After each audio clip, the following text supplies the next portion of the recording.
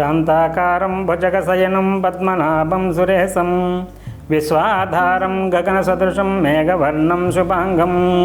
శ్రీమహాగణాధిపతయే నమో నమః. శ్రీ సరస్వతీ దేవ్యే నమః. శ్రీ గురుభ్యో నమః. హరి ఓం. జిఎంకే టీవీ ప్రేక్షకులకు శుభోదయం. నేటి కాలమాన విశేషాలను గమనిద్దాం. స్వస్తి శ్రీ చాంద్రమాన విశ్వావసనామ సంవత్సరం ఉత్తరాయణం శిశిర ఋతువు మాఘమాసం శుక్లపక్షం తేదీ 24/1/2026 శనివారం సూర్యోదయం 6:31 సూర్యాస్తమయం 5:48 వరకు. తిథి షష్ఠి రాత్రి 12:39 వరకు. నక్షత్రం ఉత్తరాభద్ర మధ్యాహ్నం 2:16 వరకు. వర్జ్యం రాత్రి 1:55 నుండి 3:29 వరకు. దుర్ముహూర్తం ఉదయం 6:31 నుండి 8:01 వరకు. అమృత కాలం ఉదయం 9:31 నుండి 11:06 వరకు. నేటి విశేషం మాఘశుద్ధ షష్ఠి. దీనిని మాఘశుద్ధ షష్ఠిని రోజు సుబ్రహ్మణ్యేశ్వర ఆరాధన చాలా చాలా విశేషంగా చెప్పబడుతుంది. కారణం ఏంటంటే మనకి తారకాసుర సంహారం తర్వాత సుబ్రహ్మణ్యేశ్వరుని దేవతలందరూ కూడా విశేషంగా ఆరాధన చేసినటువంటి రోజు మాఘశుద్ధ షష్ఠి. ఇవాళ రోజు సుబ్రహ్మణ్యేశ్వరుడికి దేవతలందరూ కూడా తారకాసుర సంహారం తర్వాత సుబ్రహ్మణ్యేశ్వరుడు వల్లే తారకాసుర సంహారం జరిగింది.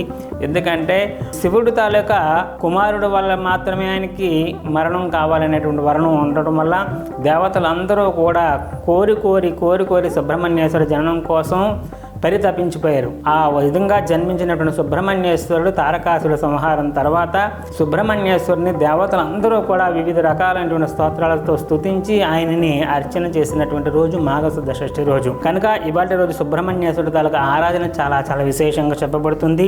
సుబ్రహ్మణ్యేశ్వరుని పంచామృతాలు మొదలైనటువంటి ద్రవ్యాలతో అభిషేకం చేసుకోవడం, సుబ్రహ్మణ్యేశ్వరుడికి ప్రత్యేకించి పాలతో అభిషేకం చేయటం, సుబ్రహ్మణ్యేశ్వరుడు ఆలయం లేని చోట్ల జంట నాగులని చెప్పేసి 2 పాములు కలిపి మండిగా వేసుకొని ఉంటాయి. అలాంటి నాగ సర్పానికి కూడా పూజాలు చేసుకోవడం వల్ల సుబ్రహ్మణ్య అనుగ్రహం పొందేటటువంటి అవకాశం ఉంటుంది. ఇవాళ రోజు శనివారం కూడా ఉన్నటువంటి సందర్భంగా మాఘమాసంలో వచ్చేటటువంటి శనివారం అన్ని కూడా అటు వెంకటేశ్వర స్వామి కూడా చాలా చాలా ప్రీతికరమైనటువంటిదిగా చెప్పబడుతుంది. కాబట్టి వెంకటేశ్వర స్వామి తాలూకా ఆరాధన కూడా చాలా శ్రేష్టంగా చెప్పబడుతుంది. కాబట్టి వెంకటేశ్వర స్వామి దర్శనం చేసుకోవటం, పూజాతులు నిర్వహించుకోవడం వల్ల కూడా శనిగ్రహ సంబంధించిన దోషం ఉన్నటువంటి వాళ్ళు తైలాభిషేకాలు చేయించుకోవడం వల్ల కూడా తదనుగుణంగా శనిగ్రహ నివారణ చేయబడుతుంది. కాబట్టి వాటిని ఆచరించే ప్రయత్నం చేయటం.